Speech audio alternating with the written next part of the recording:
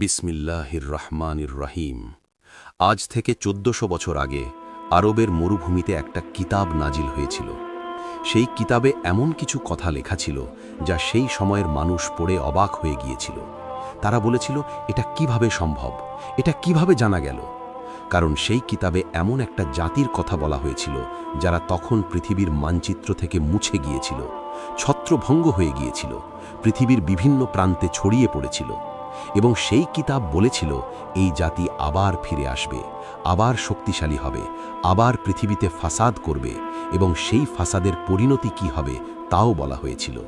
সেই কিতাবের নাম আল কুরআন, সেই জাতির নাম বনী ইসরাইল।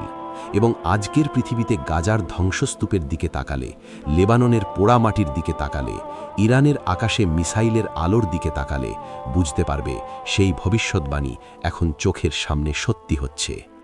সূরা বনী ইসরাইল কোরআনের ১৭ নম্বর সূরা। এই সূরার অন্য নাম সূরা ইসরা, এবং এই সূরার ৪ নম্বর আয়াত থেকে ৮ নম্বর আয়াত পর্যন্ত মাত্র ৫টা আয়াত এতটাই শক্তিশালী, এতটাই নির্ভুল, এতটাই বিস্তারিত যে আধুনিক ইতিহাসবিদরা এই আয়াতগুলো পড়ে হতবাক হয়ে যান। কারণ এই ৫টা আয়াতে আল্লাহ সুবহানাহু ওয়া তাআলা বনী ইসরাইলের পুরো ইতিহাস, অতীত, বর্তমান এবং ভবিষ্যৎ একসাথে বর্ণনা করেছেন। এবং যে অংশটা ভবিষ্যতের কথা বলেছিল সেই অংশটা আজ আমাদের চোখের সামনে বাস্তব হচ্ছে, শব্দে শব্দে, ঘটনায় ঘটনায়। আল্লাহ বলেছেন, আমি কিতাবে বনী ইসরাইলকে জানিয়ে দিয়েছিলাম তোমরা পৃথিবীতে দুবার ফাসাদ করবে এবং তোমরা অনেক উদ্ধত হয়ে যাবে। এই একটা আয়াতে দুটো গুরুত্বপূর্ণ তথ্য। প্রথমত, দুবার, শুধু একবার নয়, দুবার। এবং দ্বিতীয়ত, উদ্ধত, অহংকারী, নিজেদের সবচেয়ে শ্রেষ্ঠ মনে করা। এবং এই দুটো তথ্যের সাথে ইতিহাস মেলালে যা পাওয়া যায় তা এতটাই নিখুঁত যে অবিশ্বাসীরাও থমকে যায়। প্রথম ফাসাদ কবে হয়েছিল এবং দ্বিতীয় ফাসাদ যেটার কথা বলা হয়েছে সেটা কি এখন চলছে? এই প্রশ্নের উত্তর খুঁজতে গেলে যেতে হবে আজ থেকে প্রায় ৩০০০ বছর আগে। বনী ইসরাইল ইয়াকুব আলাইহিসসালামের বংশধর, আল্লাহর বিশেষ অনুগ্রহপ্রাপ্ত একটা জাতি। মুসা আলাইহিসসালাম তাদের নিয়ে ফেরাউনের কবল থেকে বেরিয়ে এসেছিলেন। দাউদ আলাইহিসসালাম তাদের রাজা হয়েছিলেন। সুলাইমান আলাইহিসসালামের আমলে তারা পৃথিবীর সবচেয়ে শক্তিশালী জাতি ছিল। বাইতুল মুকাদ্দাস ছিল তাদের, জেরুজালেম ছিল তাদের। এবং এই অবস্থায়, এই শক্তি আর সমৃদ্ধির মাঝে তারা আল্লাহর বিরুদ্ধে বিদ্রোহ করল, নবীদের হত্যা করল, আল্লাহর বিধান বদলে দিল, মিথ্যা মিশিয়ে দিল এবং পৃথিবীতে ফাসাদ ছড়িয়ে দিল। এটাই ছিল প্রথম ফাসাদ। এবং আল্লাহ বলেছেন, প্রথম ফাসাদের শাস্তি হিসেবে আমি আমার শক্তিশালী বান্দাদের তাদের বিরুদ্ধে পাঠিয়েছিলাম এবং তারা বাইতুল মুকাদ্দাস ধ্বংস করে দিয়েছিল। সেই শক্তিশালী বান্দারা কারা ছিল? ইতিহাস বলে বাবেলের রাজা বাখতেনসর, যিনি ৫৮৭ খ্রিস্টপূর্বাব্দে জেরুজালেম ধ্বংস করেছিলেন, হাজার হাজার বনী ইসরাইলকে বন্দী করে নিয়ে গিয়েছিলেন এবং বাইতুল মুকাদ্দাস ধূলিসাৎ হয়ে গিয়েছিল। কিন্তু এখানেই শেষ নয়। আল্লাহ বলেছেন, তারপর আমি তোমাদের তাদের বিরুদ্ধে জয়ী করলাম এবং তোমাদের সম্পদ ও সন্তান দিয়ে সাহায্য করলাম এবং তোমাদের সংখ্যা আরও বেশি করে দিলাম। প্রথম ফাসাদের পর বনী ইসরাইল আবার সুযোগ পেল, আবার ঘুরে দাঁড়ালো, আবার শক্তি পেল। কিন্তু তারা সেই সুযোগ কাজে লাগালো না, বরং আবার একই পথে গেল। আবার আল্লাহর বিরুদ্ধে বিদ্রোহ, আবার নবীদের অপমান, আবার পৃথিবীতে ফাসাদ। এবং তখন আল্লাহ বললেন, যদি তোমরা ভালো কাজ করো তাহলে নিজেদের জন্য ভালো করবে, আর যদি মন্দ কাজ করো তাহলে নিজেদের জন্যই মন্দ করবে। এই আয়াতটা পড়ো। এখানে আল্লাহ একটা সুযোগ দিচ্ছেন, একটা পছন্দ দিচ্ছেন, কিন্তু ইতিহাস সাক্ষী তারা সেই পছন্দে ভুল করেছিল। দ্বিতীয় ফাসাদ। এবং এখানেই আসে আজকের পৃথিবীর সাথে সেই ভয়ঙ্কর সংযোগ। আল্লাহ বলেছেন, তারপর যখন দ্বিতীয় ওয়াদার সময় আসবে আমি তোমাদের শত্রুদের পাঠাবো, তারা তোমাদের মুখমণ্ডল বিকৃত করবে এবং তারা মসজিদে প্রবেশ করবে যেভাবে প্রথমবার প্রবেশ করেছিল। এই আয়াত পড়ে ইসলামিক স্কলাররা বলেছেন, দ্বিতীয় ফাসাদ এখনও ঘটছে। এবং এই দ্বিতীয় ফাসাদের সময়কাল সম্পর্কে আলেমরা বলেছেন, ১৯৪৮ সালে ইসরায়েল রাষ্ট্র প্রতিষ্ঠার পর থেকে যা ঘটছে এটাই সেই দ্বিতীয় ফাসাদের শুরু। এবং আজকের গাজায়, লেবাননে, ইরানে যা ঘটছে এটা সেই ফাসাদের চূড়ান্ত পর্যায়। কিন্তু চূড়ান্ত পর্যায়ের পরে কি হবে? আল্লাহ কি শুধু ফাসাদের কথা বলেছেন, নাকি পরিণতির কথাও বলেছেন? এবং সেই পরিণতি জানলে ইসরায়েলের সবচেয়ে শক্তিশালী জেনারেলও রাতে ঘুমাতে পারবে না। ইসরায়েলের সবচেয়ে শক্তিশালী জেনারেলও রাতে ঘুমাতে পারবে না, যদি সে জানত আল্লাহ সেই পরিণতির কথা কি বলেছেন। কিন্তু সেই পরিণতির কথা বলার আগে একটু পেছনে যাও, একটু ইতিহাসের গভীরে যাও। কারণ দ্বিতীয় ফাসাদ বুঝতে হলে প্রথমে বুঝতে হবে বনি ইসরায়েল আসলে কিভাবে এই পর্যায়ে এসেছে, কিভাবে একটা ছত্রভঙ্গ জাতি যারা 2000 বছর ধরে পৃথিবীতে ঘুরে বেরিয়েছে হঠাৎ করে একটা রাষ্ট্র পেয়ে গেল। এবং সেই রাষ্ট্র পাওয়ার পেছনে যে ঘটনাক্রম আছে তা জানলে তুমি বুঝবে এটা কোনো কাকতলীয় নয়, এটা আল্লাহর সেই পরিকল্পনারই অংশ যা 1400 বছর আগে কুরআনে লেখা ছিল। 1897 সাল সুইজারল্যান্ডের বাসেল শহরে একটা সম্মেলন বসল। থিওডর হার্জেল নামের একজন মানুষ, যিনি ছিলেন একজন ইহুদি সাংবাদিক, তিনি পৃথিবীর বিভিন্ন প্রান্ত থেকে ইহুদি নেতাদের একত্রিত করলেন। এবং সেই সম্মেলনে একটাই সিদ্ধান্ত হলো, ইহুদিদের জন্য একটা আলাদা রাষ্ট্র চাই, ফিলিস্তিনে। এবং হার্জেল সেই দিন তার ডায়েরিতে লিখেছিলেন, আজ আমি ইহুদি রাষ্ট্রের ভিত্তি স্থাপন করলাম। 50 বছরের মধ্যে এটা বাস্তব হবে। ঠিক 50 বছর পর 1947 সালে জাতিসংঘ ফিলিস্তিন ভাগের সিদ্ধান্ত নিল এবং 1948 সালের মে মাসে ইসরায়েল রাষ্ট্র ঘোষিত হল। একজন মানুষের ডায়েরির লেখা 50 বছরে বাস্তব, কিন্তু আল্লাহর কুরআনের লেখা 1400 বছরেও বাস্তব।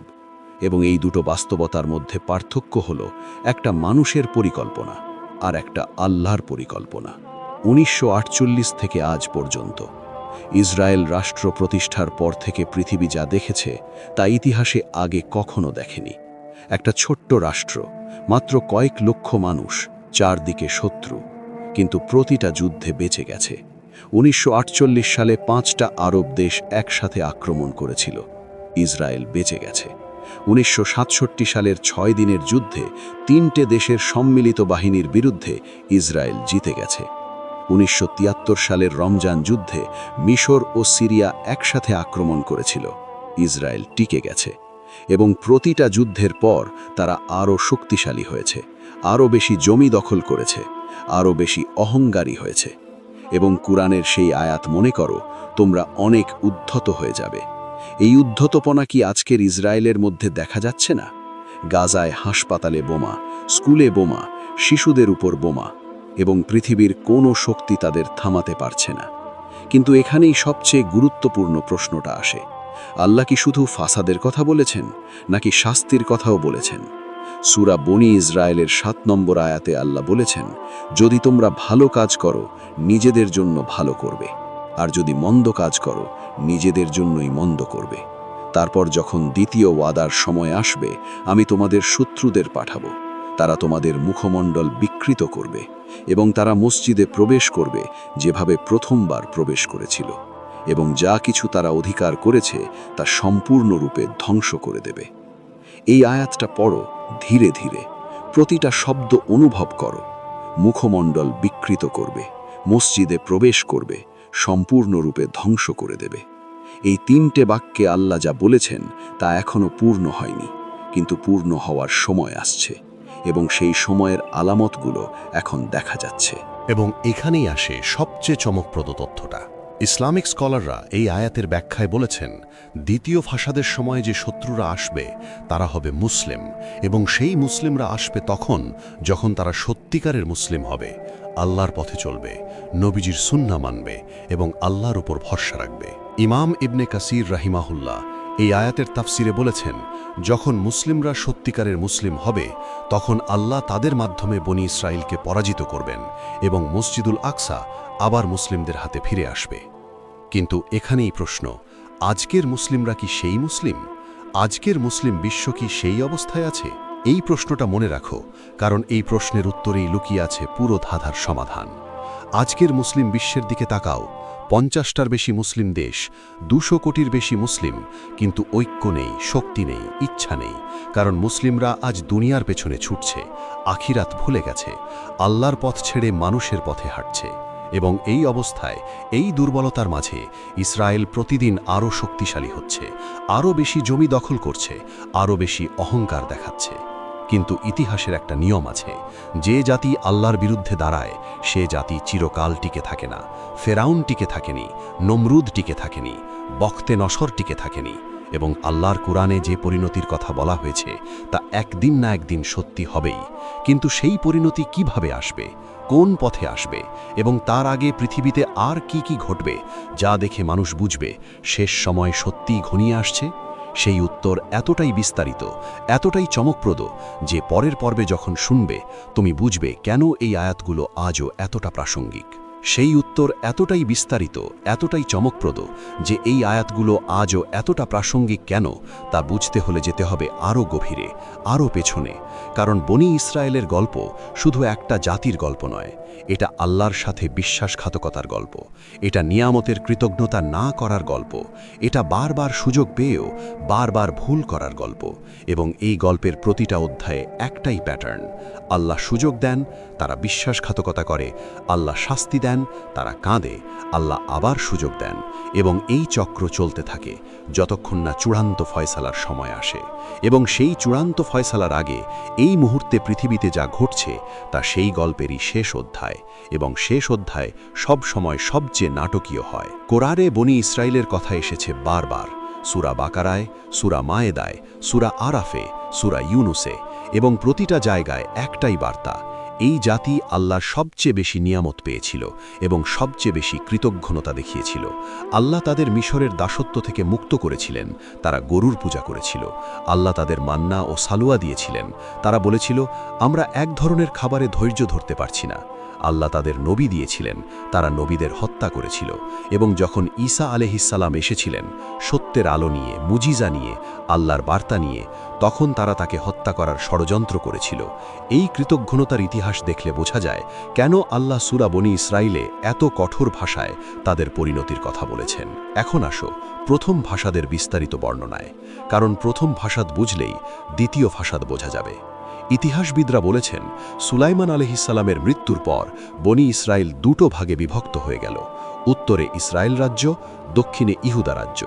এবং এই বিভক্তির পর থেকেই শুরু হলো পতন, রাজায় রাজায় যুদ্ধ, নবীদের অবমাননা, আল্লাহর বিধান পরিবর্তন, পৌত্তলিকতার সাথে আপোষ, এবং সবচেয়ে ভয়ঙ্কর নবীদের হত্যা। ইয়াহিয়া আলাইহিসসালামকে হত্যা করা হয়েছিল, জাকারিয়া আলাইহিসসালামকে করাত দিয়ে কেটে হত্যা করা হয়েছিল, এবং ঈসা আলাইহিসসালামকে হত্যা করার ষড়যন্ত্র করা হয়েছিল, যদিও আল্লাহ তাকে রক্ষা করেছিলেন। এই পর্যায়ে আল্লাহর ধৈর্যের বাঁধ ভাঙল এবং বাবেলের রাজা বখতে নসর, যাকে কেউ কেউ নেবুচাঁদনেজার বলেন, তাকে আল্লাহ পাঠালেন। 587 খ্রিস্টপূর্বাব্দে জেরুজালেম ধ্বংস হল, বাইতুল মুকাদ্দাস পুড়ে ছাই হল, হাজার হাজার বনি ইসরায়েল বন্দী হল, এবং যারা বেঁচে রইল তারা ছত্রভঙ্গ হয়ে পৃথিবীতে ছড়িয়ে পড়ল। কিন্তু এটাই শেষ নয়, কারণ আল্লাহ বলেছিলেন প্রথম শাস্তির পরেও আমি তোমাদের আবার সুযোগ দেব। এবং ইতিহাস সাক্ষী, কয়েক দশক পর পারস্যের রাজা সাইরাস বাখতে নাসারের সাম্রাজ্য জয় করলেন এবং বনি ইসরায়েলকে মুক্ত করলেন। তারা আবার ফিলিস্তিনে ফিরে এলো, আবার বাইতুল মুকাদ্দাস নির্মাণ করল এবং কিছুকাল শান্তিতে থাকল। কিন্তু এরপর আবার একই চক্র, আবার বিদ্রোহ, আবার পাপ, আবার নবীদের অবমাননা। এবং এবার আল্লাহ পাঠালেন রোমানদের। 70 খ্রিস্টাব্দে রোমান সেনাপতি টাইটাস জেরুজালেম ধ্বংস করলেন, বাইতুল মুকাদ্দাস আবার মাটিতে মিশিয়ে দেওয়া হলো, এবং এবার বনি ইসরায়েল পুরোপুরি ছত্রভঙ্গ হয়ে গেল, পৃথিবীর প্রতিটা কোণে ছড়িয়ে পড়ল। এবং প্রায় 2000 বছর ধরে তাদের কোনো রাষ্ট্র ছিল না, কোনো ভূমি ছিল না, শুধু ছিল স্বপ্ন। এবং সেই স্বপ্ন তারা বুকে লালন করেছিল প্রজন্মের পর প্রজন্ম। এবং তারপর 1948 সাল, হঠাৎ করে কোনো যুক্তি নেই, কোনো ইতিহাস নেই, শুধু পশ্চিমা শক্তির সমর্থনে একটা রাষ্ট্র জন্ম নিল। এবং সেই রাষ্ট্র জন্মের সাথে সাথে শুরু হলো দ্বিতীয় ফাসাদ। কারণ ইসরায়েল রাষ্ট্র প্রতিষ্ঠার মানে ছিল ফিলিস্তিনের লক্ষ লক্ষ মানুষকে তাদের ঘর থেকে উচ্ছেদ করা, তাদের জমি কেড়ে নেওয়া, তাদের স্বপ্ন ধ্বংস করা। এবং সেই উচ্ছেদের ঘটনাকে ফিলিস্তিনিরা বলে নাকবা, বিপর্যয়। এবং সেই বিপর্যয়ের পর থেকে আজ পর্যন্ত প্রতিটা দিন ফিলিস্তিনের মানুষ সেই বিপর্যয়ের মধ্যে বাঁচছে। কিন্তু এখানেই আসে সবচেয়ে গুরুত্বপূর্ণ প্রশ্ন, আল্লাহ কি এই বিপর্যয় দেখছেন না? আল্লাহ কি ফিলিস্তিনের শিশুদের কান্না শুনছেন না? এবং যদি শুনছেন, তাহলে কেন এখনও শাস্তি আসছে না? এই প্রশ্নের উত্তরটা এতটাই গভীর, এতটাই সূক্ষ্ম যে বুঝতে হলে কোরআনের একটা মৌলিক নীতি বুঝতে হবে। আল্লাহ সুবহানাহু ওয়া তাআলা সূরা আলে ইমরানে বলেছেন, তোমরা দুর্বল হয়েও না, দুঃখিত হয়েও না, তোমরাই বিজয়ী হবে যদি তোমরা সত্যিকারের মুমিন হও। এই আয়াতের শেষ অংশটা সবচেয়ে গুরুত্বপূর্ণ। যদি তোমরা সত্যিকারের মুমিন হও, আল্লাহ শর্ত দিচ্ছেন, বিজয় আসবে, কিন্তু শর্ত আছে, এবং সেই শর্ত হল সত্যিকারের ঈমান, সত্যিকারের আমল, সত্যিকারের তাওয়াক্কুল। এবং আজকের মুসলিম বিশ্ব কি সেই শর্ত পূরণ করছে? এই প্রশ্নটা নিজেকে করো এবং উত্তরটা খোঁজো নিজের অন্তরে। কিন্তু এই অবস্থা কি চিরকাল থাকবে? মুসলিমরা কি চিরকাল এভাবেই দুর্বল থাকবে? ইসরায়েল কি চিরকাল এভাবেই শক্তিশালী থাকবে? এবং কোরআনের সেই প্রতিশ্রুতি যেখানে আল্লাহ বলেছেন দ্বিতীয় ফাসাদের পরে শাস্তি আসবে, সেটা কি কোনোদিন পূর্ণ হবে? এই প্রশ্নগুলোর উত্তর দিতে গিয়ে ইসলামিক স্কলাররা হাদিসের এমন কিছু বর্ণনা উদ্ধৃত করেছেন যা শুনলে তোমার বুকের ভেতরে একটা অদ্ভুত অনুভূতি হবে। কারণ নবীজি সাল্লাল্লাহু আলাইহি ওয়াসাল্লাম শুধু কোরআনের আয়াতই পৌঁছে দেননি, তিনি সেই আয়াতের ব্যাখ্যাও দিয়ে গেছেন। এবং সেই ব্যাখ্যায় এমন কিছু বিবরণ আছে যা পড়লে মনে হয় নবীজি আজকের গাজার দৃশ্য দেখে এসেছেন, আজকের লেবাননের পোড়া মাটি দেখে এসেছেন। এবং সেই বিবরণ পরের পর্বে শোনো, কারণ সেখানে নবীজি বলেছেন মুসলিম ও ইহুদিদের চূড়ান্ত যুদ্ধ কোথায় হবে, কিভাবে হবে, এবং সেই যুদ্ধের আগে পৃথিবীতে এমন কিছু আলামত দেখা যাবে যার কয়েকটা তুমি ইতিমধ্যে নিজের চোখে দেখেছ। সেই যুদ্ধের আগে পৃথিবীতে এমন কিছু আলামত দেখা যাবে যার কয়েকটা তুমি ইতিমধ্যে নিজের চোখে দেখেছ। কিন্তু সেই আলামতগুলো বলার আগে একটু থামো, একটু সেই হাদিসটার কথা ভাবো যা শুনলে পৃথিবীর প্রতিটা মুসলিমের বুকের ভেতরে আগুন জ্বলে ওঠে। সহি বুখারী ও সহি মুসলিমে নবীজি সাল্লাল্লাহু আলাইহি ওয়াসাল্লাম বলেছেন, কিয়ামত ততক্ষণ পর্যন্ত আসবে না যতক্ষণ না মুসলিমরা ইহুদিদের সাথে যুদ্ধ করবে এবং মুসলিমরা তাদের হত্যা করবে। এমনকি ইহুদিরাও পাথর ও গাছের পেছনে লুকাবে এবং পাথর ও গাছ বলবে, হে মুসলিম, হে আল্লাহর বান্দা, এই যে আমার পেছনে ইহুদি লুকিয়ে আছে, এসো এবং তাকে হত্যা করো। এই হাদিসটা পড়ো, এই হাদিসটা অনুভব করো। পাথর কথা বলবে, গাছ কথা বলবে এবং তারা মুসলিমদের পথ দেখাবে। এটা কোনো রূপক নয়, এটা সহি হাদিস। এবং এই হাদিস পূর্ণ হওয়ার আগে পৃথিবীতে এমন কিছু ঘটবে যা এখন ঘটতে শুরু করেছে। কিন্তু এই হাদিসের সবচেয়ে গুরুত্বপূর্ণ অংশটা কোনটা? অনেকে ভাবেন পাথর ও গাছের কথা বলার অংশটা, কিন্তু না, সবচেয়ে গুরুত্বপূর্ণ অংশটা হলো মুসলিমরা ইহুদিদের সাথে যুদ্ধ করবে। মুসলিমরা, বহু বচন, একটা মুসলিম দেশ নয়, একটা মুসলিম গোষ্ঠী নয়, মুসলিমরা একসাথে ঐক্যবদ্ধভাবে। এবং আজকের পৃথিবীতে মুসলিমরা কি ঐক্যবদ্ধ? 50টার বেশি মুসলিম দেশ, কিন্তু একটাও একমত নয়। আরব দেশগুলো ইসরায়েলের সাথে চুক্তি করছে, তুরস্ক নিজের স্বার্থ দেখছে, ইরান একা লড়ছে এবং বাকি মুসলিম দেশগুলো নীরবে বসে দেখছে। এই বিভক্তি, এই দুর্বলতা, এটাই আজকের মুসলিম বিশ্বের সবচেয়ে বড় সমস্যা। কিন্তু হাদিস বলছে একদিন এই বিভক্তি দূর হবে, একদিন মুসলিমরা ঐক্যবদ্ধ হবে এবং সেই দিন পৃথিবীর ইতিহাস বদলে যাবে। কিন্তু সেই ঐক্য কিভাবে আসবে? কোন ঘটনা মুসলিমদের এক করবে? এখানেই আসে সেই বিষয়টা যা আজকের পৃথিবীর প্রতিটা ঘটনার সাথে এতটাই মিলে যায় যে পড়লে গায়ে শিহরণ জাগে। ইমাম মাহদী। আগের সিরিজে তার কথা বলেছিলাম, কিন্তু আজকে আরও গভীরে যাও। নবীজি বলেছেন ইমাম মাহদীর আবির্ভাবের পর মুসলিমরা ঐক্যবদ্ধ হবে এবং সেই ঐক্যবদ্ধ মুসলিম বাহিনী প্রথমে শামের যুদ্ধে অংশ নেবে, মালহামাতুল কুবরা, এবং সেই যুদ্ধে বিজয়ী হওয়ার পর তারা এগিয়ে যাবে বাইতুল মুকাদ্দাসের দিকে এবং সেই অভিযানের নেতৃত্ব দেবেন স্বয়ং ঈসা আলাইহিসসালাম। এখন একটু চিন্তা করো, আজকের পৃথিবীতে শামে কি হচ্ছে, সিরিয়ায় কি হয়েছে, লেবাননে কি হচ্ছে, এবং এই ঘটনাগুলো কি সেই মহাযুদ্ধের প্রস্তুতির অংশ? এখন আসু সবচেয়ে চমকপ্রদ অংশে। আজকের ইসরায়েল এই মুহূর্তে কি করছে? গাজায় ধ্বংসযজ্ঞ, লেবাননে হামলা, সিরিয়ায় বোমাবর্ষণ, ইরানের পারমাণবিক স্থাপনায় হামলার হুমকি এবং পশ্চিম তীরে প্রতিদিন নতুন বসতি। এই পুরো ছবিটা দেখলে একটা প্যাটার্ন বোঝা যায়। ইসরায়েল চাইছে তার চারপাশের সব শত্রুকে দুর্বল করে দিতে, হামাসকে শেষ করতে, হিজবুল্লাহকে ধ্বংস করতে, ইরানকে পারমাণবিক অস্ত্র থেকে বঞ্চিত করতে। এবং এই পুরো পরিকল্পনার পেছনে একটাই লক্ষ্য, মধ্যপ্রাচ্যে একচ্ছত্র আধিপত্য। এবং আমেরিকা সেই পরিকল্পনায় সম্পূর্ণ সমর্থন দিচ্ছে, অস্ত্র দিচ্ছে, কূটনৈতিক সুরক্ষা দিচ্ছে এবং জাতিসংঘে ভেটো দিচ্ছে।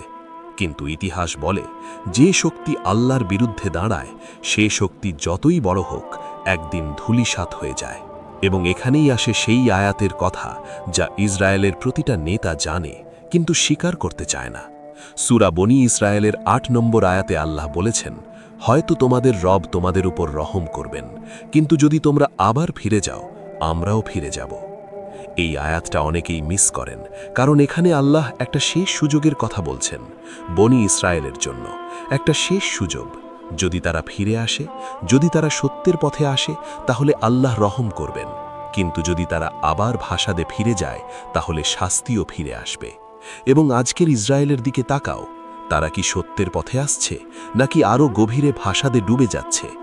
গাজায় প্রতিদিন শিশু মরছে, হাসপাতালে বোমা পড়ছে, মসজিদ ধ্বংস হচ্ছে, এবং তারা বলছে এটা আমাদের অধিকার। কিন্তু এই অধিকারের দাবি কতদিন টিকবে? আল্লাহর বিচারের সামনে কোনো অধিকার টেকে না। ফেরাউনও বলেছিল, আমি তোমাদের রব। নমরুদও বলেছিল, আমি জীবন ও মৃত্যু দিই। এবং তাদের পরিণতি কি হয়েছিল ইতিহাস সাক্ষী। এখন প্রশ্ন হলো, ইসরায়েলের পরিণতি কখন আসবে এবং সেই পরিণতির আগে আর কি কি ঘটবে? নবীজি সাল্লাল্লাহু আলাইহি ওয়াসাল্লাম এই প্রশ্নের উত্তরে এমন কিছু বলেছেন যা আজকের পৃথিবীর ঘটনাগুলোর সাথে এতটাই মিলে যায় যে স্কলাররা বলছেন আমরা সেই সময়ের একদম দোরগড়ায় দাঁড়িয়ে আছি। এবং সেই দোরগড়ায় দাঁড়িয়ে একটাই প্রশ্ন, তুমি কি প্রস্তুত? কারণ যা আসছে তা শুধু ইসরায়েলের জন্য নয়, তা পুরো পৃথিবীর জন্য। এবং সেই ঘটনার বিস্তারিত বিবরণ পরের পর্বে, যেখানে নবীজির সেই হাদিসগুলো একে একে খুলে ধরা হবে, যা পড়লে তুমি বুঝবে কেন আজকের প্রতিটা খবর আসলে সেই 1400 বছর আগের ভবিষ্যৎবাণীরই একটা টুকরো। কিন্তু এই কথাটা বলা সহজ, বোঝা কঠিন। কারণ যখন তুমি টেলিভিশনে দেখো গাজার একটা বাবা তার মৃত সন্তানকে কোলে নিয়ে কাঁদছে, তখন মনে হয় এটা কোনো ভবিষ্যৎবাণীর অংশ নয়, এটা শুধু যন্ত্রণা, শুধু রক্ত, শুধু কান্না। কিন্তু ইসলামের দৃষ্টিতে, আল্লাহর পরিকল্পনার দৃষ্টিতে, প্রতিটা যন্ত্রণার পেছনে একটা উদ্দেশ্য আছে। প্রতিটা রক্তের বিনিময় হবে, প্রতিটা কান্নার জবাব দেওয়া হবে। এবং সেই জবাব আসবে এমন একটা পথে যা মানুষ কল্পনাও করতে পারে না। কিন্তু তার আগে বুঝতে হবে আজকের পৃথিবীতে ঠিক কী ঘটছে, কোন ঘটনাগুলো সেই হাদিসের সাথে মিলছে, এবং কোন মুহূর্তটা হবে সেই টার্নিং পয়েন্ট যার পর থেকে পৃথিবীর গল্প অন্যদিকে মোড় নেবে। আর সেই টার্নিং পয়েন্ট বোঝার জন্য যেতে হবে আরও গভীরে, আরও বিস্তারিতে। কারণ ইতিহাসের সবচেয়ে বড় পরিবর্তনগুলো হঠাৎ আসে না, তারা আসে ধীরে ধীরে, একটু একটু করে, যতক্ষণ না একটা মুহূর্তে সব একসাথে বিস্ফোরিত হয়। আজকের মধ্যপ্রাচ্যের দিকে তাকাও, একটু মনোযোগ দিয়ে তাকাও। 2023 সালের অক্টোবরে হামাসের অপারেশন আল আকসা ফ্লাড দিয়ে শুরু হয়েছিল, এবং তারপর থেকে পৃথিবী যা দেখেছে তা গত 50 বছরে দেখেনি। গাজায় একের পর এক হাসপাতাল ধ্বংস, স্কুল ধ্বংস, মসজিদ ধ্বংস, পুরো পাড়া মাটির সাথে মিশিয়ে দেওয়া, 50,000-এর বেশি শহীদ, এবং তাদের মধ্যে অর্ধেকের বেশি শিশু ও নারী। এরপর লেবানন, হিজবুল্লাহর সাথে যুদ্ধ, বৈরুতের দক্ষিণ অংশ ধ্বংসস্তূপ, হাসান নাসরাল্লাহর হত্যা, এবং এরপর সিরিয়ায় ইসরায়েলের বোমাবর্ষণ, ইরানের সামরিক অবকাঠামোয় হামলা, এবং ইরান ইসরায়েল সরাসরি মিসাইল বিনিময়। এই পুরো ছবিটা দেখো, এবং তারপর নবীজি সাল্লাল্লাহু আলাইহি ওয়াসাল্লামের সেই হাদিসটা পড়ো যেখানে তিনি বলেছেন, শামে এত যুদ্ধ হবে, এত ফিতনা হবে যে মানুষ মনে করবে পৃথিবী শেষ হয়ে যাচ্ছে। শাম মানে আজকের সিরিয়া, লেবানন, ফিলিস্তিন, জর্ডান অঞ্চল, এবং সেই অঞ্চলে আজ ঠিক তাই হচ্ছে। কিন্তু শুধু যুদ্ধ নয়, নবীজি আরও কিছু আলামতের কথা বলেছেন যা দেখলে বোঝা যাবে চূড়ান্ত সময় কাছে আসছে। প্রথম আলামত, মুসলিমদের মধ্যে নেতৃত্বের সংকট। নবীজি বলেছেন একটা সময় আসবে যখন মুসলিমদের এমন নেতা থাকবে যারা নিজেদের স্বার্থে দিন বিক্রি করে দেবে। আজকের আরব নেতাদের দিকে তাকাও। যে দেশগুলো ইসরায়েলের সাথে আব্রাহাম চুক্তি করেছে, যে দেশগুলো গাজায় বোমা পড়তে দেখেও চুপ থাকছে, এটা কি সেই নেতৃত্বের সংকটের বাস্তব চিত্র নয়? দ্বিতীয় আলামত, মুসলিম ভূমিতে বিদেশি সেনাবাহিনীর উপস্থিতি। আজকের মধ্যপ্রাচ্যে আমেরিকার সামরিক ঘাঁটি কতটি? সিরিয়ায় আমেরিকান সেনা, ইরাকে আমেরিকান সেনা, সৌদি আরবে আমেরিকান সামরিক উপস্থিতি, কুয়েতে, বাহরাইনে, কাতারে। এই উপস্থিতি কি সেই আলামতের সাথে মিলছে না? তৃতীয় আলামত, বাইতুল মুকাদ্দাসের উপর অমুসলিমদের নিয়ন্ত্রণ। 1967 সাল থেকে জেরুজালেম ইসরায়েলের দখলে। মসজিদ উল আকসায় ইহুদিদের অনুপ্রবেশ প্রতিদিন বাড়ছে এবং তারা খোলাখুলি বলছে এই মসজিদ ভেঙে তৃতীয় মন্দির নির্মাণ করবে। তৃতীয় মন্দির, এই বিষয়টা একটু বিস্তারিত বলা দরকার, কারণ এটা শুধু একটা ধর্মীয় বিষয় নয়, এটা একটা রাজনৈতিক ও সামরিক পরিকল্পনা। ইহুদি চরমপন্থীরা যারা ইসরায়েলের বর্তমান সরকারে আছে, তারা বিশ্বাস করে মসজিদ উল আকসা ভেঙে তৃতীয় মন্দির নির্মাণ করলে তাদের মসিহ আসবেন এবং সেই মসিহ তাদের পুরো পৃথিবীর উপর আধিপত্য দেবেন। এই বিশ্বাস থেকেই ইটামার বেন গভীর, ইসরায়েলের জাতীয় নিরাপত্তা মন্ত্রী, বারবার মসজিদ উল আকসায় অনুপ্রবেশ করছেন এবং খোলাখুলি বলছেন এই স্থান ইহুদিদের। এখন কোরআনের সেই আয়াত মনে করো, তারা মসজিদে প্রবেশ করবে যেভাবে প্রথমবার প্রবেশ করেছিল। প্রথমবার মানে বখত নসরের সময়, যখন বাইতুল মুকাদ্দাস ধ্বংস করা হয়েছিল, এবং আজকে তারা আবার সেই দিকেই যাচ্ছে, পদক্ষেপে পদক্ষেপে, পরিকল্পনায় পরিকল্পনায়। কিন্তু এখানেই আসে সবচেয়ে গুরুত্বপূর্ণ প্রশ্ন। ইসলামিক স্কলাররা বলছেন তৃতীয় মন্দির নির্মাণের চেষ্টা হবে সেই চূড়ান্ত ফাসাদের অংশ, এবং সেই চেষ্টার পরিণতিতেই আসবে আল্লাহর শাস্তি। কারণ মসজিদ উল আকসা শুধু একটা মসজিদ নয়, এটা মুসলিমদের প্রথম কিবলা, এটা নবীজির ইসরার গন্তব্য, এটা ইসলামের তৃতীয় পবিত্রতম স্থান। এবং এই স্থানে যখন আঘাত আসবে, তখন পৃথিবীর প্রতিটা মুমিনের অন্তর একসাথে কেঁপে উঠবে, এবং সেই কম্পন থেকেই তৈরি হবে সেই ঐক্য যার কথা হাদিসে বলা আছে। কিন্তু সেই ঐক্য আসার আগে আরও কিছু ঘটবে, এবং সেই ঘটনাগুলো এতটাই নির্দিষ্ট, এতটাই বিস্তারিত যে স্কলাররা বলছেন আমরা হয়তো সেই ঘটনার 10 বছরের মধ্যে আছি, হয়তো 5 বছরের মধ্যে, হয়তো আরও কাছে। নবীজি সাল্লাল্লাহু আলাইহি ওয়াসাল্লাম বলেছেন চূড়ান্ত যুদ্ধের আগে মুসলিম ও রোমানদের মধ্যে একটা সন্ধি হবে। একসাথে তারা একটা তৃতীয় শত্রুর বিরুদ্ধে লড়বে এবং জয়ী হবে। কিন্তু তারপর সেই সন্ধি ভেঙে যাবে, এবং সেই ভাঙনের পর শুরু হবে মালহামাতুল কুবরা। এই হাদিসের আলোকে আজকের কূটনীতির দিকে তাকাও। আমেরিকা ও ইসরায়েল মিলে ইরানের বিরুদ্ধে লড়ছে। তুরস্ক, যে দেশটা একসময় ন্যাটোর সদস্য হিসাবে পশ্চিমের সাথে ছিল, এখন ধীরে ধীরে সরে আসছে। এরদোয়ান বারবার বলছেন ফিলিস্তিনের পাশে থাকব, এবং আরব দেশগুলোর মধ্যে যে অস্থিরতা, যে পরিবর্তন, তা একটা নতুন জোটের দিকে যাচ্ছে বলে অনেক বিশ্লেষক মনে করছেন। এবং এই পরিবর্তনগুলো কি সেই হাদিসের বর্ণনার সাথে মিলছে না? এই প্রশ্নটা মনে রেখো। এবং এখন আসো সবচেয়ে ভারী বিষয়ে। এই পুরো আলোচনায় একটা কথা বারবার এসেছে, মুসলিমরা যদি সত্যিকারের মুসলিম হয়। কিন্তু সত্যিকারের মুসলিম মানে কি? এটা শুধু নামাজ পড়া নয়, রোজা রাখা নয়, হজ করা নয়। সত্যিকারের মুসলিম মানে আল্লাহর উপর এতটাই ভরসা যে পৃথিবীর কোনো শক্তিকে ভয় পাওয়া যায় না। সত্যিকারের মুসলিম মানে মজলুমের পাশে দাঁড়ানো, অন্যায়ের বিরুদ্ধে কথা বলা, এবং আল্লাহর পথে সব কিছু উৎসর্গ করার প্রস্তুতি রাখা। আজকের মুসলিম বিশ্বে এই গুণগুলো কোথায়, এবং এই গুণগুলো ফিরিয়ে আনার পথটা কোথায়? এই প্রশ্নের উত্তর খুঁজতে গেলে যেতে হবে সেই মূল জায়গায় যেখান থেকে মুসলিমদের শক্তি আসে, কোরআন, সুন্নাহ এবং আল্লাহর সাথে সেই অটুট সম্পর্ক। কিন্তু এই সম্পর্ক তৈরির আগে বুঝতে হবে আল্লাহ বনি ইসরায়েলের পরিণতি সম্পর্কে কোরআনে যা বলেছেন তার শেষ অংশটা কি, এবং সেই শেষ অংশ, সেই চূড়ান্ত ফয়সালা যা এখনো পূর্ণ হয়নি, তা কিভাবে পূর্ণ হবে, কোন মুহূর্তে পূর্ণ হবে, এবং সেই মুহূর্তের পর পৃথিবী কেমন হবে। সেই উত্তর আছে শেষ পর্বে, এবং সেই উত্তর শুনলে তুমি বুঝবে আল্লাহর পরিকল্পনা কখনো ব্যর্থ হয় না, কখনো না। এবং যে জাতি আল্লাহর উপর ভরসা রাখে সেই জাতিকে পৃথিবীর কোনো শক্তি কখনো চিরতরে পরাজিত করতে পারে না। কিন্তু এই কথাটা বলা সহজ, বিশ্বাস করা কঠিন। বিশেষত যখন তুমি প্রতিদিন দেখছো গাজার আকাশে বোমা, ফিলিস্তিনের মাটিতে রক্ত, মুসলিম শিশুদের লাশ এবং পৃথিবীর সবচেয়ে শক্তিশালী দেশগুলো সেই ধ্বংসযজ্ঞ দেখে নীরব। এই দৃশ্য দেখলে মনে হয়, সত্যিই কি আল্লাহর পরিকল্পনা কাজ করছে? সত্যিই কি ন্যায় বিচার আসবে? সত্যিই কি কুরআনের সেই প্রতিশ্রুতি পূর্ণ হবে?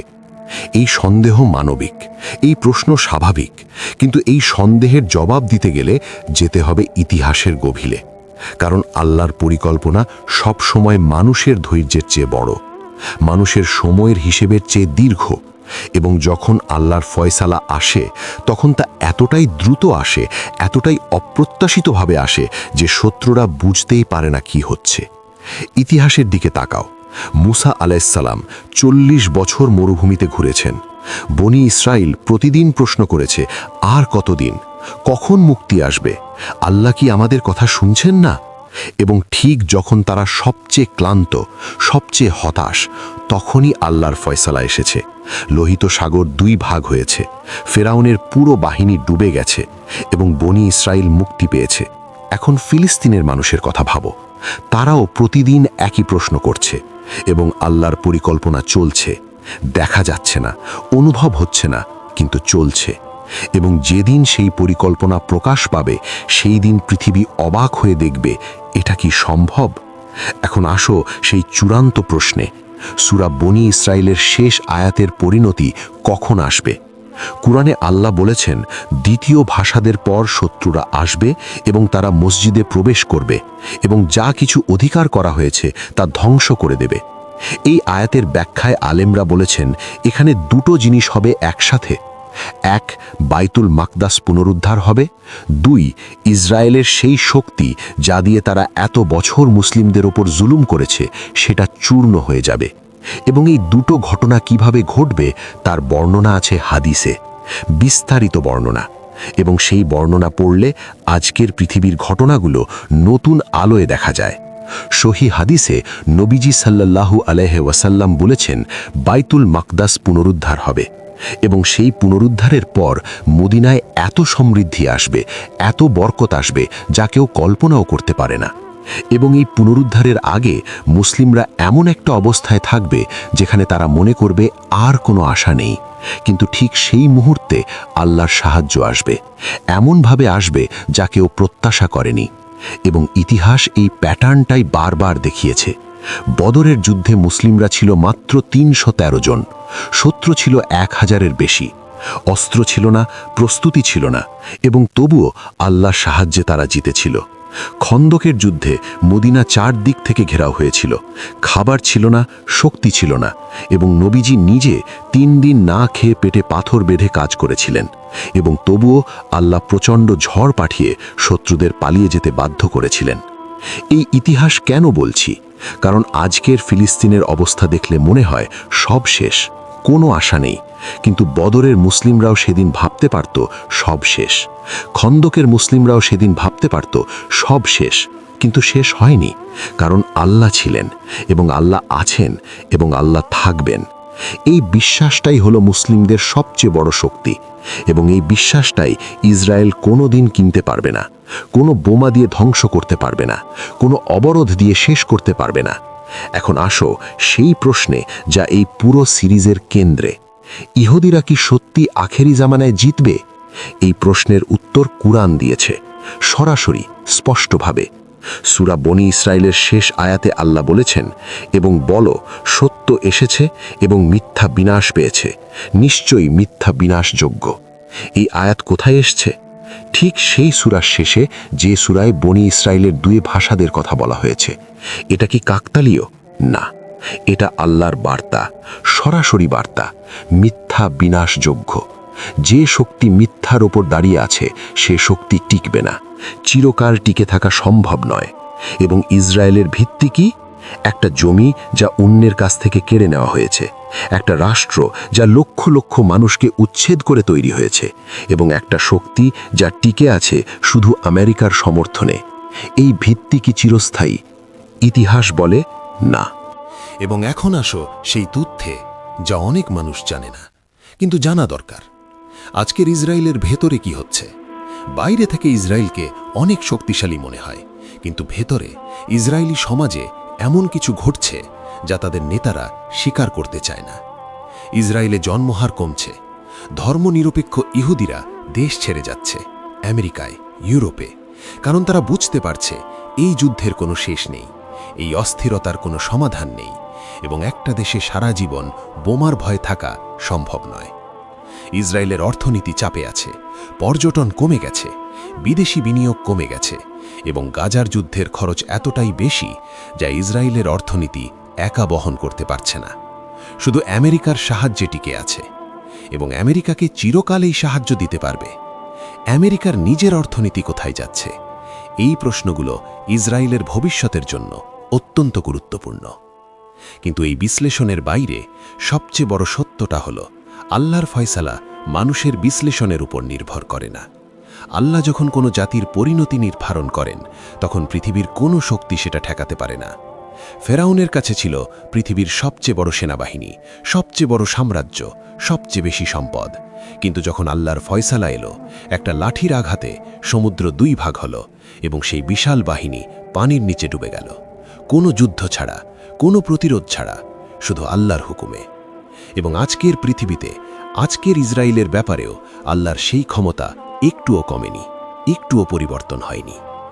এখন তোমার কাছে একটা প্রশ্ন, এই পুরো সিরিজ দেখার পর, কোরআনের সেই আয়াতগুলো জানার পর, হাদিসের সেই বর্ণনাগুলো শোনার পর তোমার মনে কি হচ্ছে? যদি শুধু জ্ঞান নিয়ে চলে যাও, শুধু তথ্য সংগ্রহ করে চলে যাও, তাহলে এই পুরো সিরিজের কোনো মূল্য নেই। কারণ জ্ঞান তখনই কাজে আসে যখন তা মানুষকে বদলে দেয়, যখন তা মানুষকে আল্লাহর কাছাকাছি নিয়ে যায়। এবং আজকের পৃথিবীতে, যেখানে মুসলিমরা দুর্বল, যেখানে ফিলিস্তিন রক্তাক্ত, যেখানে মসজিদুল আকসা বিপদে, সেখানে প্রতিটা মুসলিমের দায়িত্ব কি? শুধু ভিডিও দেখা, শুধু শেয়ার করা, শুধু কষ্ট পাওয়া? না, দায়িত্ব আরও গভীর, আরও ব্যক্তিগত। নবীজি সাল্লাল্লাহু আলাইহি ওয়াসাল্লাম বলেছেন, যে ব্যক্তি কোনো অন্যায় দেখে সে যেন হাত দিয়ে প্রতিরোধ করে, যদি না পারে মুখ দিয়ে বলে, যদি তাও না পারে অন্তর দিয়ে ঘৃণা করে, এবং এটাই হলো সবচেয়ে দুর্বল ঈমান। এই হাদিসের আলোকে আজকের মুসলিমরা কোন স্তরে আছে? হাত দিয়ে প্রতিরোধ করার ক্ষমতা হয়তো সবার নেই, কিন্তু মুখ দিয়ে বলার ক্ষমতা আছে, সত্য কথা বলার ক্ষমতা আছে, মিথ্যা প্রচারণার বিরুদ্ধে দাঁড়ানোর ক্ষমতা আছে, এবং সবচেয়ে গুরুত্বপূর্ণ, অন্তর দিয়ে ঘৃণা করার ক্ষমতা আছে, মজলুমের জন্য দোয়া করার ক্ষমতা আছে, এবং নিজের জীবন পরিবর্তন করার ক্ষমতা আছে। কারণ মুসলিমদের পরিবর্তন শুরু হয় ব্যক্তি থেকে। একজন মানুষ যখন সত্যিকারের মুসলিম হয়, তখন তার পরিবার বদলায়, পরিবার বদলালে সমাজ বদলায়, সমাজ বদলালে রাষ্ট্র বদলায়, এবং রাষ্ট্র বদলালে পৃথিবী বদলায়। এবং এই পরিবর্তনের প্রথম পদক্ষেপটা কি? এটা কোনো বড় কাজ নয়, কোনো বিপ্লব নয়, কোনো যুদ্ধ নয়। এটা হলো, আজ রাতে তুমি যখন ঘুমাতে যাবে, তার আগে 2 রাকাত নামাজ পড়ো, আল্লাহর সামনে সিজদায় পড়ে যাও এবং বলো, হে আল্লাহ, আমি দুর্বল, আমার কিছু করার ক্ষমতা নেই, কিন্তু তুমি সর্বশক্তিমান। তুমি ফিলিস্তিনের মজলুমদের সাহায্য করো, তুমি মসজিদুল আকসাকে রক্ষা করো, তুমি মুসলিমদের ঐক্য দাও, এবং তুমি তোমার প্রতিশ্রুতি পূর্ণ করো যা তুমি সূরা বানী ইসরায়েলে দিয়েছ। এই দোয়াটা করো, প্রতিদিন করো, কারণ আল্লাহ বলেছেন, তোমরা আমাকে ডাকো, আমি সাড়া দেব। এবং লক্ষ কোটি মুসলিমের এই দোয়া একদিন পৃথিবীর আকাশ কাঁপিয়ে দেবে, এবং সেই দিন আল্লাহর ফয়সালা আসবে, এমনভাবে আসবে যা কেউ প্রত্যাশা করেনি। এমন একটা মুহূর্তে আসবে যখন শত্রুরা সবচেয়ে বেশি আত্মবিশ্বাসী, এবং সেই মুহূর্তে আল্লাহর একটাই হুকুম, কোন হয়ে যাও, এবং সব বদলে যাবে। কারণ আল্লাহর কাছে অসম্ভব বলে কিছু নেই, এবং তার প্রতিশ্রুতি কখনো মিথ্যা নয়, কখনো না।